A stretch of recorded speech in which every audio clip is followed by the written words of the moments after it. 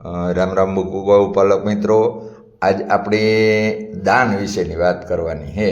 તો ભગવાનની દાન હે ને ત્રણ પ્રકારના ક્યાંય, એક સાત્વિક દાન, એક રાજસિક દાન, એક તામસિક દાન. તો આપણી સાત્વિક દાન વિશે હે ને વાત કરીએ.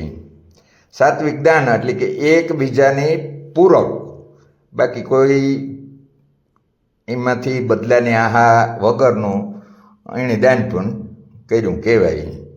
એકબીજાના પૂરક તરીકે, મિત્ર તરીકે. તો આપણા મિત્ર કોણ છે?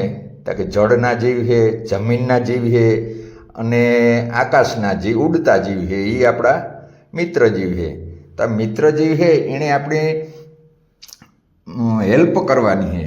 બાકી ત્યાં ભગવાન કેડીની કણ, હાથીની હારો આ આપે જ રહ્યો હોય. ભૂખ્યા ઉઠાડે ભગવાન કોઈને ભૂખ્યા હુરાવતો ને જ. અને ભગવાનને જોઈએ કામ, ભગવાનને તો એટલું જ માગ્યું કે ભાઈ મારે પત્ર, પુષ્પ, ફળ અને જળ અર્પણ કરો તો કે હું સ્વીકારા.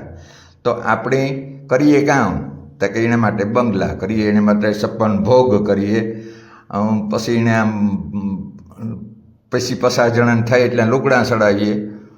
તો આ જુઓ, આ જે જવાય છે એને 5 દી થયા.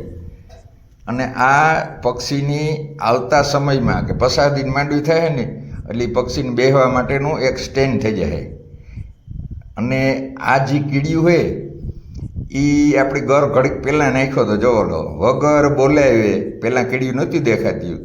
અને આપણે ઘડીકના ખેતરમાં બેઠા તો કીડિયું છે એ હજારો આવવા માંડ્યું. કાલે આપણે જોયું ને ત્યાં એક ગરનો દાણો નહીં હોય. આપણે આમાં ગમે નાખીએ, આગલેથી નાખીએ બીજેથી સફાસટ કહીને એમ ખાઈ જાય. તો આ બદલાની આશા વગરનું એક દાન કહેવાય.